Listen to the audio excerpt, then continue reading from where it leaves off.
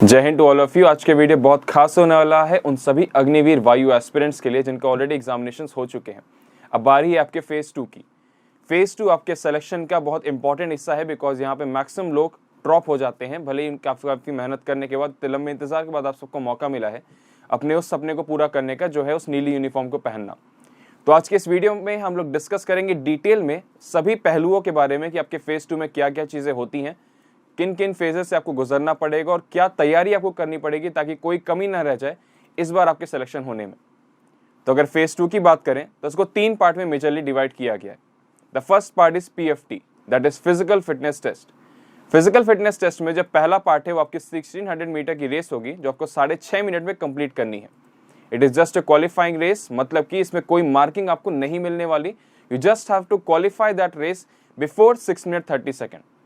मतलब कि अगर कोई कैंडिडेट 4 मिनट के अंदर भी रेस कंप्लीट कर रहा है और कोई कैंडिडेट है जो 6 मिनट 25 सेकंड में रेस कंप्लीट कर रहा है, तो भी आप दोनों का मार्किंग सेम है। You just have to qualify. कुछ एक्स्ट्रा नंबर उस पहले वाले कैंडिडेट को नहीं मिलेंगे। इस रेस को क्वालिफाई करने के बाद जो कैंडिडेट रेस को क्वालिफाई कर लेंगे, उनका नेक्स्ट टेस्ट होगा 10 पुशअप्स का। 10 पुशअप्स क्वालिफाई करने के बाद फिर 10 sit-ups and then you will have to go through 20 squats. तो हर लेवल पे यहाँ पे आपके एलिमिनेट किया जाएगा कि जो जो क्वालिफाई करता जा रहा है वो आगे बढ़ता जाएगा। इन चारों चीज़ों को क्वालिफाई करने के बाद फिर आपका होगा फिजिकल फिटनेस टेस्ट का कंप्लीशन। जो PFT में ओवरऑल क्वालिफाई कर लेंगे, उनका फिर नेक्स्ट टेस्ट होता है, that is adaptability test 1। Adaptability test 1 is kind of a psychology test, जो काफ़ी बेसिक सा सिंपल टेस्ट है।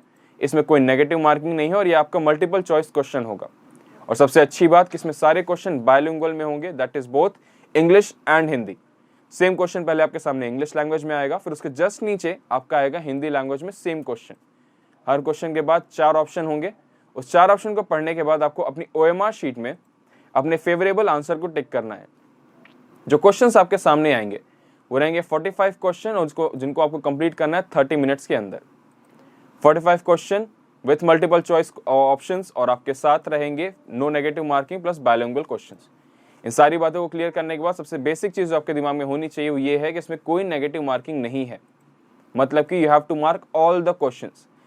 देखा गया है जो लास्ट के आपके एयरफोर्स XY के एग्जामिनेशन पुराने पैटर्न पे होते थे, ऑफकोर्स सेकंड फेज का पैटर्न एग्जैक्टली सेम है। तो यहाँ पे सिर्फ वही कैंडिडेट्स एलिमिनेट होंगे जिन्होंने कोई क्वेश्चन को छोड़ा है। मतलब कि अगर आप 30 मिनट्स में क्वेश्चंस कंप्लीट नहीं कर पाए तो ही आपका एलिमिनेशन होगा, अदरवाइज आपका एलिमिनेशन वहां से नहीं होगा। इस बात को आप समझ लें। It is a test of psychology, तो कोई भी आंसर यहाँ पे गलत या सही नहीं होता। 45 क्वेश्चंस में से 40 क्वेश्चन आपके SRT के रहेंगे और 5 क्वेश्चन रहेंगे आपके रीजनिंग के। ये 5 क्वेश्चन जो रीजनिंग के रखे गए हैं वो सिर्फ इसलिए रखे गए हैं ताकि ये चेक किया जा सके कि आपकी टाइम मैनेजमेंट स्किल कैसी है। बाकी जो 40 क्वेश्चन SRT, दैट इज सिचुएशन रिएक्शन टेस्ट, आपके सामने एक सिचुएशन दी होगी और उस सिचुएशन के 4 रिएक्शन दिए होंगे और आपको वो ऑप्शन पे टिक करना है जो आप खुद वहां पे होते तो क्या ऑप्शन पे आप टिक करते। एज आई टोल्ड यू कि चारों में से कोई ऑप्शन सही या गलत नहीं है। इसका बेस्ट एग्जांपल देने के लिए I will tell you one SRT। Suppose he was walking on the road and suddenly he saw snake was crossing the road, so he dash. अब यहाँ पे आप देख सकते हैं क्वेश्चन में ही करके ऑप्शन आ रहा है, मतलब कि थर्ड पर्सन के बारे में बात हो रही। But what you have to do is खुद को वहां पे इमेजिन करना है। अगर इसी क्वेश्चन को हिंदी में ट्रांसलेट करें तो ये बन जाएगा कि वह अपने रास्ते पे जा रहा था, तभी उसने देखा कि सामने रास्ते से एक सांप जा रहा है, सो वह डैश। इसमें पहला ऑप्शन सपोज मैं आपको दूं कि उसने उस सांप को उठाया, अपने गले में लपेटा और खेलना शुरू कर दिया। ऑप्शन नंबर 2 ये था कि उसने उस सांप को उठाया, उसको पकाया और फिर उसको खा गया। ऑप्शन नंबर C ये है कि उस सांप को देखा और बचाओ बचाओ सांप सांप चिल्ला के वहां से भाग गया।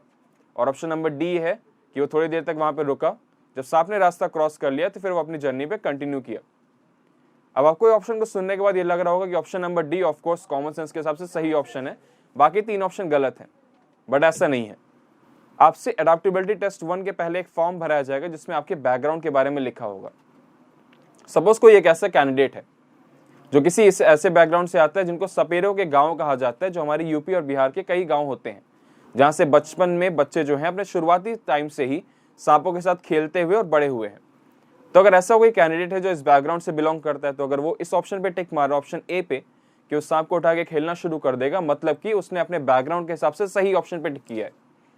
अगर हम किसी ऐसे कैंडिडेट की बात करें जो सपोज नॉर्थ ईस्ट रीजन के किसी ट्राइब से आता है, या फिर सपोज वो चाइना से ही बिलोंग करता है, although it is not be possible कि कोई चाइना का आके एयरफोर्स का examination they, but just for the consideration तो अगर ऐसे किसी इंसान की डाइट में, उसके कल्चर के हिसाब से उसके डाइट में सांप आता है, तो अगर वो इंसान सांप को उठा के खा रहा है, मतलब कि वो अपने बैकग्राउंड के हिसाब से सही एक्शन ले रहा, उसका रिएक्शन जो है उसके बैकग्राउंड को सूट कर रहा, उसके सबकॉन्शियस माइंड, उसके साइकोलॉजी के हिसाब से उसका आंसर सही है।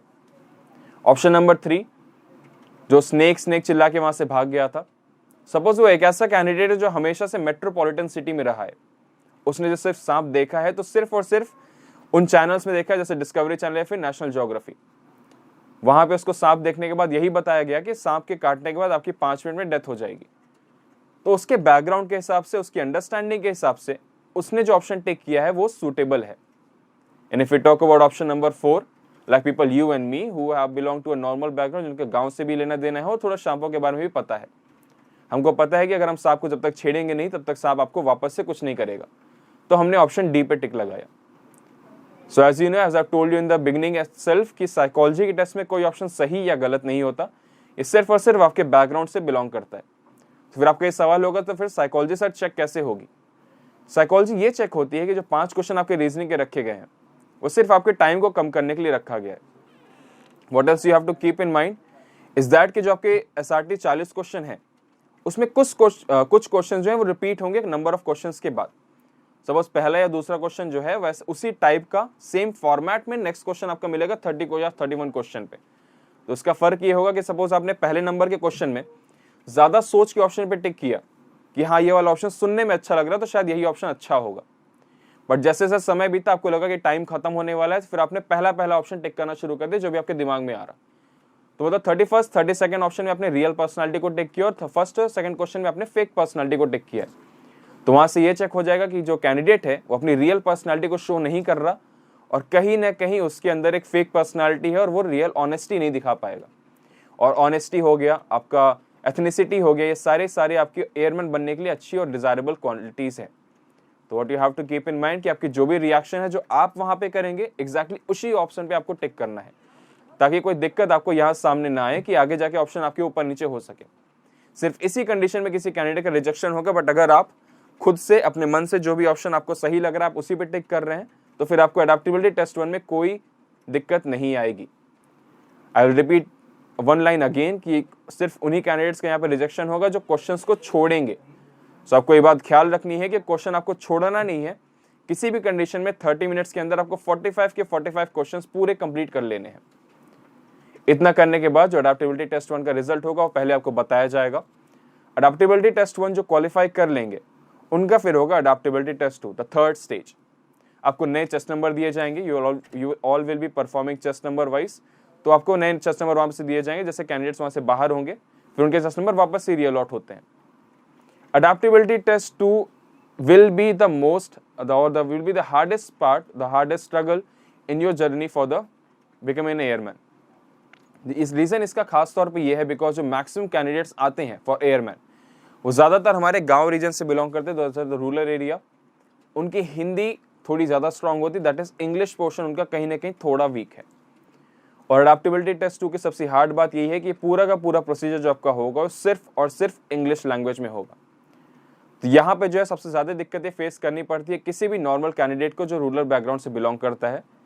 सो यहाँ पे आपको सबसे ज्यादा मेहनत करनी है बिकॉज पीएफटी वाला टेस्ट हो गया, वो आप हर सुबह 1 घंटे दौड़ के अपनी तैयारी कर सकते हैं। और जितने भी जहाँ तक हमारे अग्निवीर के एस्पिरेंट है वो डेफिनेटली उनकी फिजिक अच्छी ही होती है, तो पीएफटी आप डेफिनेटली क्वालिफाई कर ले जाएंगे। पीएफटी क्वालिफाई करने के बाद आपका अडैप्टेबिलिटी टेस्ट 1 जो हिंदी और इंग्लिश दोनों में हो रहा है, मल्टीपल चॉइस क्वेश्चन है, नेगेटिव मार्किंग नहीं है। अगर आपने सारे 45 क्वेश्चन 30 मिनट्स के अंदर कंप्लीट कर लिए तो आपका वहां पे सिलेक्शन हो जाएगा। बट फिर आता है आपका अडैप्टेबिलिटी टेस्ट 2 जो सिर्फ और सिर्फ इंग्लिश लैंग्वेज में है, तो यहाँ पे सबसे ज्यादा दिक्कतें आपको फेस करनी पड़ती हैं। दैट्स व्हाई इस वीडियो का जो मेजर पोर्शन रहेगा हम अडैप्टेबिलिटी टेस्ट 2 पर ही फोकस करेंगे। पहले बात करते हैं अडैप्टेबिलिटी टेस्ट 2 के प्रोसीजर के बारे में।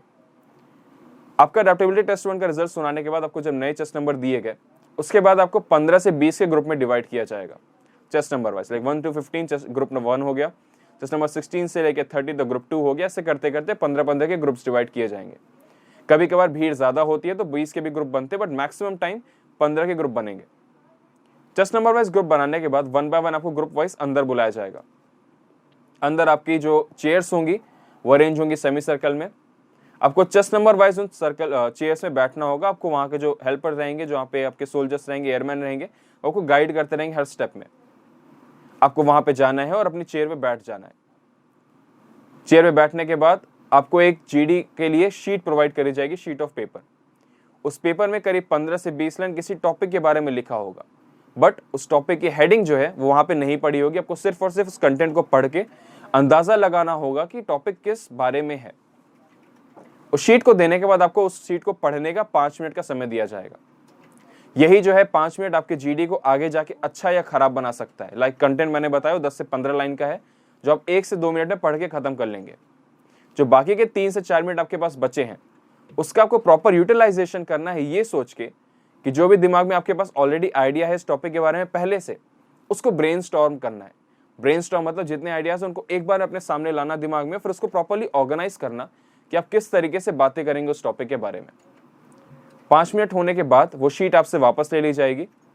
उस शीट को वापस लेने के बाद सबको चेस्ट नंबर वाइज 1-1 मिनट का समय दिया जाएगा, जिसमें आपको अपने बारे में इंट्रोडक्शन देना है और उस टॉपिक के बारे में नरेशन करना है। उसी 1 मिनट के अंदर आई विल रिपीट, आपको अपना खुद का इंट्रोडक्शन देना है और उस टॉपिक के बारे में, जो टॉपिक आपको दिया गया था थोड़ी देर पहले, उस टॉपिक के बारे में आपको नरेशन करना है। नरेशन मतलब आपको जो भी उस टॉपिक से समझ में आया, जो भी आपकी अंडरस्टैंडिंग है कि हाँ इस टॉपिक के बारे में मुझे ये लगता है, तो आपको अपनी राय प्रकट करनी है इंग्लिश लैंग्वेज में। 1 मिनट का समय होने के बाद जो ऑफिसर आपके सामने बैठे होंगे वो नेक्स्ट बोलेंगे, फिर आप चुप हो जाएंगे और आपका नेक्स्ट वाला बोलना शुरू करेगा। आपको बैठे बैठे ही बोलना है, आपको उस वहां पे खड़े होने की जरूरत नहीं है। ऐसे करते करते 1 by 1 chest number wise chest number 15 तक सपोज सबका नरेशन और इंट्रोडक्शन कंप्लीट हो गया। नरेशन और इंट्रोडक्शन कंप्लीट होने के बाद जो आपके ऑफिसर आपके सामने बैठे होंगे वो आपको जीडी स्टार्ट करने का गाइडलाइन देंगे। उनकी ब्रीफिंग खत्म होने के बाद ही विल से स्टार्ट, फिर आपका ग्रुप डिस्कशन स्टार्ट हो जाएगा। ग्रुप डिस्कशन मींस सारे 15 कैंडिडेट्स अपनी अपनी जो राय उन्होंने नरेशन में दी थी उसको बोलना एक बार में स्टार्ट करेंगे। मतलब कि 15 कैंडिडेट वहां पे अपनी इंग्लिश लैंग्वेज में अपने पॉइंट्स को एक्सप्रेस कर रहे हैं अपने ग्रुप के सामने। जीडी कंप्लीट होने के बाद आप सबको ग्रुप को बाहर भेजा जाएगा, नेक्स्ट ग्रुप आएगा, फिर रिपीट प्रोसेस होता रहेगा जब तक लास्ट ग्रुप का कंप्लीट नहीं होता। लास्ट ग्रुप का कंप्लीट होने के बाद फिर आपको रिजल्ट सुनाया जाएगा कलेक्शन में। एक साथ सबका रिजल्ट सुनाया जाएगा, जिनका हो जाएगा उनका चेस्ट नंबर बुलाते हैं और चेस्ट नंबर साइड में आगे खड़े हो जाएंगे और बाकी लोग का सफर यहाँ तक का इस एंट्री का खत्म हो जाएगा उसी स्टेज में। तो वो कैंडिडेट अपना बैग लेके वापस जाते हैं। फिर जिन कैंडिडेट का सिलेक्शन हो गया उनको कुछ डॉक्यूमेंटेशन होता है, फिर उनको मेडिकल्स की डेट दी जाती है। ये था प्रोसीजर अडैप्टेबिलिटी टेस्ट 2 का। अब हम डिस्कस करेंगे in detail about every stage, उसमें क्या क्या स्टेप होने वाले हैं और हर पहलू के बारे में डिटेल में डिस्कशन। तो पहला ये था कि आपको अंदर जाके बैठना है।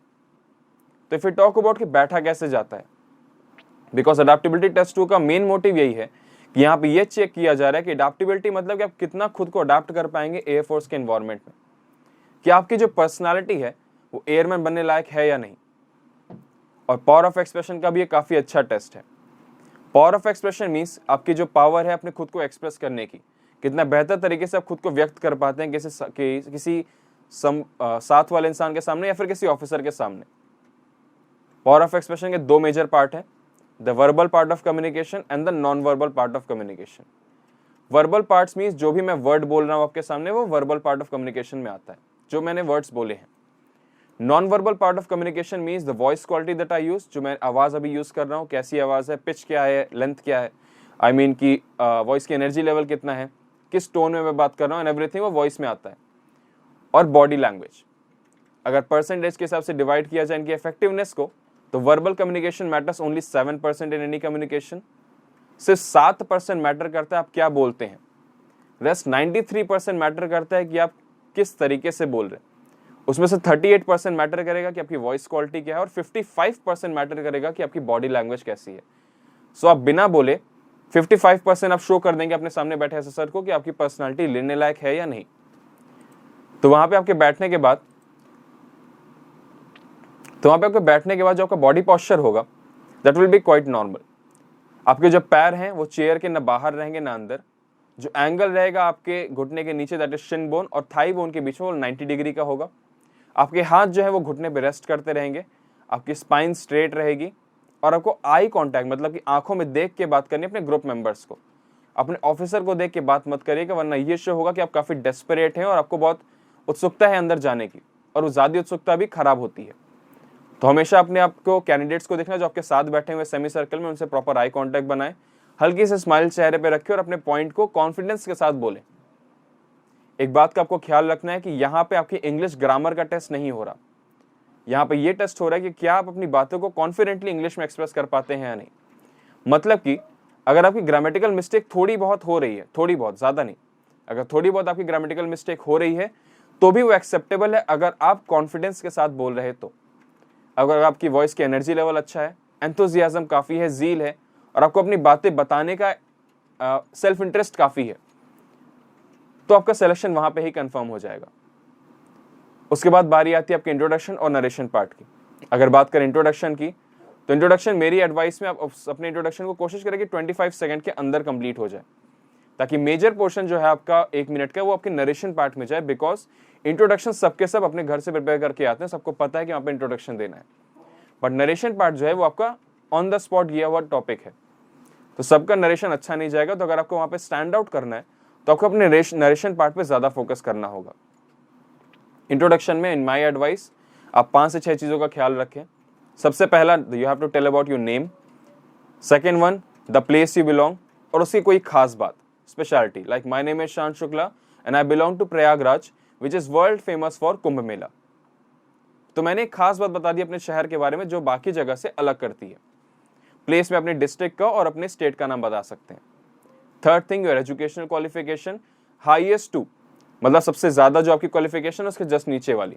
Let's suppose you are doing graduation right now, जैसा मैक्सिमम लोग कर रहे होंगे बिकॉज ऑफ योर एज, तो you have to tell I am currently pursuing graduation या I am currently doing graduation, या जो भी आपका कोर्स है, जो भी आपकी यूनिवर्सिटी है, और उसके जस्ट नीचे मतलब आपका क्लास 12th। जिनका ग्रेजुएशन नहीं हो रहा है, you have to tell about your class 12th and 10th। Educational qualification होने के बाद you can tell about your hobbies, interest, strength and weakness, weakness मत बताएं, स्ट्रेंथ, या फिर आपकी कोई अचीवमेंट रही हो तो इसमें आपके पास ऑप्शन है। फिर उसके बाद लास्ट में आता है आपका aim, like I want to become an airman in the air force because, फिर आपको अपना खुद का एक रीजन देना है, और सिर्फ I want to serve my nation नहीं बोलना है, आपको उसके बाद अलग से रीजन भी देने होंगे जो आपका खुद का पर्सनल रीजन है, ताकि आपका आंसर अलग से स्टैंड आउट करे। मैं बार बार स्टैंड आउट करने की बात इसलिए कर रहा हूँ because somewhere that is competition, आपके साथ 15 लोग हैं, अगर आपकी परफॉर्मेंस अच्छी है तो शायद सब 15 लोग की अच्छी हो, बट अगर आपकी परफॉर्मेंस बाकी 15 लोग से अच्छी, बाकी 14 लोग से अगर आपकी परफॉर्मेंस उनसे ज़्यादा अच्छी है तो आप कहीं ना कहीं अलग से दिखेंगे और आपको एक्सरसाइज को लेने का मन ज़्यादा करेगा कि हाँ, this candidate is more suitable, he has more confidence, he has more energy level. Introduction complete होने के बाद you have to talk about the narration part, अपने नरेशन पे आपको आना है। इंट्रोडक्शन खत्म होने के बाद यू कैन जस्ट से कि now coming to my narration, now I will start my narration, now will start speaking on the topic given to us. कुछ भी आप एक लाइन उसमें डालें जिससे ये पता चले कि यहाँ पे इंट्रोडक्शन खत्म हो रहा और अब नरेशन स्टार्ट होने वाला है। 1 मिनट इसको बोलने के बाद जब सबका कंप्लीट हो जाएगा, then you have to talk about the group discussion. Group discussion में आप सबको एक साथ अपने टॉपिक को बोलना है। ग्रुप डिस्कशन में जो बातें आपको ख्याल रखनी है वो सबसे ज़्यादा ये है कि आपका जो बॉडी लैंग्वेज है, जैसा मैंने शुरुआत में बताया, सेम बॉडी लैंग्वेज रहेगा। अपने हैंड जेस्चर, कुछ लोग की आदत होती है इस तरीके से इंग्लिश बोलने की बिकॉज उनके वर्ड्स सबकॉन्शियस माइंड में कहीं ना कहीं फंस रहे हैं, तो अगर आप ज़्यादा हैंड जेस्चर यहाँ वहाँ करेंगे तो कहीं ना कहीं नेगेटिव इंपैक्ट डालेगा, और आपको कोशिश करना है कि कम से कम हैंड जेस्चर को यूज़ करें। But if you want to emphasize on any certain words then you can do the hand gesture, like we should come together, India should move forward, these kind of hand gestures are allowed. दूसरा, किसी को आपको point on finger नहीं करना that this candidate is saying something wrong, किसी को बोलने से रोकना नहीं है, सारे नेगेटिव हैंड जेस्चर में आते हैं। जीडी में सिर्फ 2 तरीके के लोग का रिजेक्शन होता है, पहला वो जो बिल्कुल नहीं बोलते और दूसरा वो बहुत ज़्यादा बोलते हैं। तो जो बिल्कुल नहीं बोल रहे हैं उनको कभी कभार एसएसआर जो है, ऑफिसर है, जो बार बार खुद मौका देते हैं, like okay chest number 13 I think you have not spoken well, so I would like you to speak only, और बाकी लोग शांत रहेंगे। बट ऐसा कभी कभार ही होगा, तो आप कोशिश करें कि ऐसा मौका आपके ऊपर ना आए, पहले ही पार्टिसिपेशन आपने अच्छा किया हो। कभी कभार कुछ कैंडिडेट बहुत ज़्यादा बोल देते हैं, वो डोमिनेट कर जाते हैं ग्रुप को और दूसरों को बोलने का मौका नहीं देते, तो एसएसआर कभी कभार उनको खुद ही से शांत कराता है और उनका सिलेक्शन नहीं होता। तो I would like to tell you few things कि आपकी कौन सी क्वालिटीज जो है वो ग्रुप डिस्कशन में चेक होती हैं। This are the set of qualities आपके ग्रुप डिस्कशन में देखी जा रही है, जिससे आपको एक आइडिया लगेगा कि आपकी खुद की किस टाइप की पर्सनालिटी आपको वहां पे शो करनी है।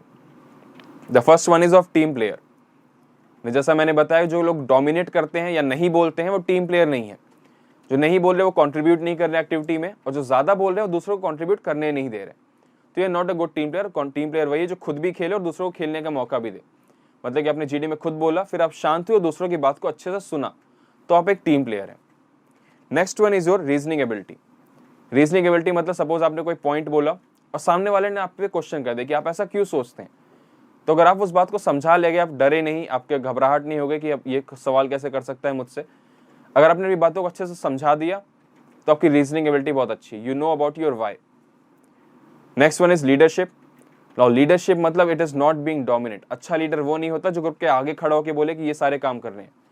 अच्छा लीडर यहाँ पे वो है जो ग्रुप के बीच में खड़ा रहे, जो आपसे अच्छा कर रहा है उसको मोटिवेट करे, अप्रिशिएट करे कि okay well done, you are doing very good, I think you have spoken a very valid point. और जो आपसे अच्छा नहीं बोल पा रहा, जो खराब बोल रहा है या बोल नहीं पा रहा, पार्टिसिपेट नहीं कर पा रहा, आपने उसको मोटिवेट किया, मौका दिया, बाकी लोगों को शांत करा के उसको बोलने का मौका दिया, तो ये आपकी लीडरशिप क्वालिटी शो होगा कि आप दोनों टाइप के लोगों का ध्यान देते हैं। जो आपसे अच्छा बोल रहा है उससे आप जेलस नहीं हो रहे, अब उसको और अप्रिशिएट करें कि और बेहतर परफॉर्म करे। जो आपसे खराब हो रहा है आप उसको देख के बहुत सुपीरियरिटी कॉम्प्लेक्स नहीं फील कर रहे कि इससे तो मैं अच्छा बोल रहा हूँ, बट आपने उसको ही बोलने का मौका दिया, तो आपके अंदर की लीडरशिप क्वालिटी का शो होगा। Next one is your flexibility. ना फ्लेक्सिबिलिटी मीन्स कि सपोज आपने कोई एक पॉइंट बोला, सपोज वहाँ पे आपके सामने टॉपिक आ गया love marriage versus arrange marriage, तो आपका एक पॉइंट है लव मैरिज को लेके और सामने वाला पॉइंट बोला अरेंज मैरिज को लेके, तो अगर आपने उसकी बातों को गलत बताना शुरू कर दिया तो कहीं ना कहीं आपके अंदर फ्लेक्सिबिलिटी कम है। ग्रुप डिस्कशन मतलब ये नहीं कि आपको डिबेट करना है, आपका पॉइंट भी सही है और उसके हिसाब से उसका पॉइंट भी सही। It is just a discussion, a healthy debate, मतलब कि जो मैं बोल रहा हूँ वो मेरे हिसाब से सही है, जो आप बोल रहे हो वो आपके हिसाब से सही है, तो यहां से आपके अंदर फ्लेक्सिबिलिटी आती है। ठीक है। Next one is assertiveness. ना फ्लेक्सिबिलिटी का अगर दूसरा पार्ट देखा जाए, जो इसके अंदर कुछ ज्यादा फ्लेक्सिबिलिटी हो जाए तो उसके अंदर असर्टिवनेस कम होता है, कि अपनी बातों को पूरी तरीके से छोड़ दिया कि हाँ तुम ज्यादा अच्छा बोल रहे, मेरी बात गलत थी, ये नहीं करना है आपको। असर्टिवनेस मतलब कि आपको अपने पॉइंट को भी मेकआउट करना है कि हाँ ये मेरा पॉइंट है और मैं इसलिए मेरा पॉइंट है, this is my reason, but I agree with you also. Next one is initiative.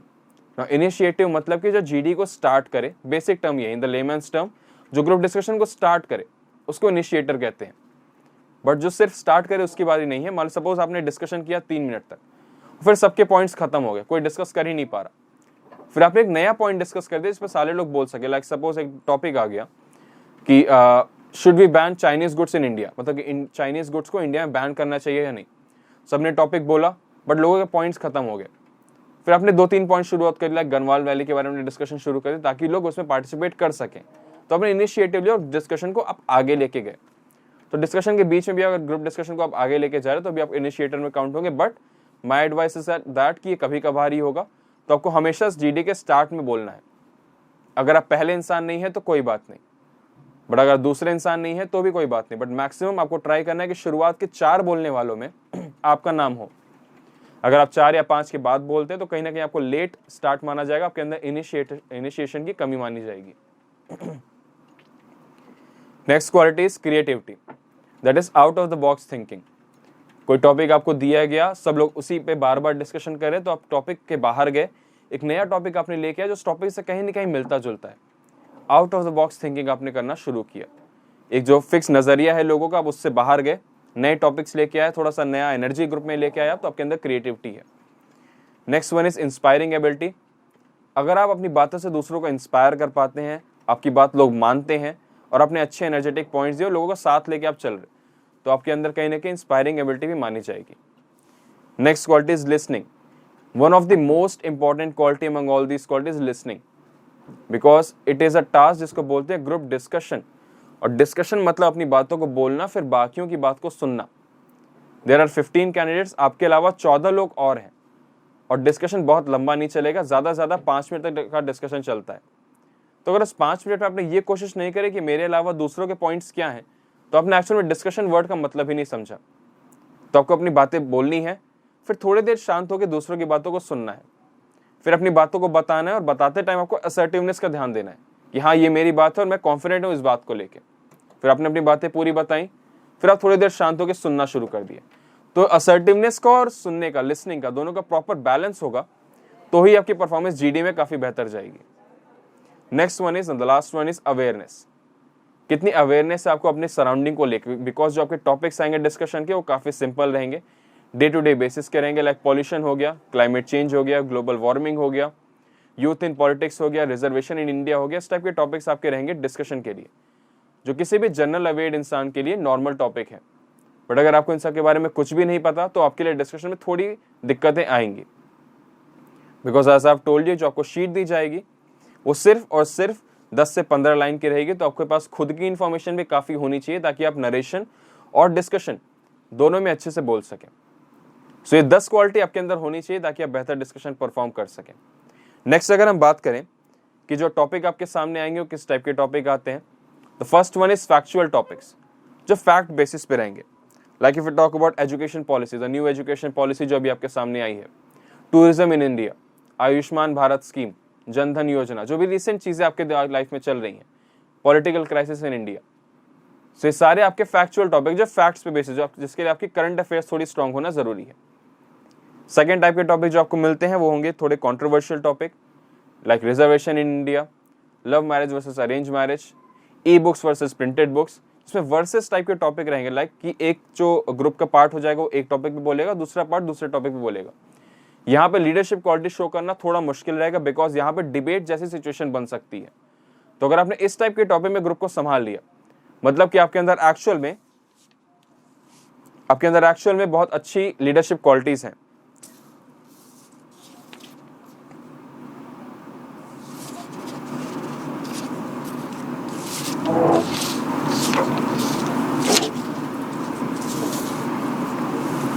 Now we will discuss about कि आप GD की प्रिपरेशन कैसे कर सकते हैं। So there are 5 tips that you have to keep in mind while preparing for the GD.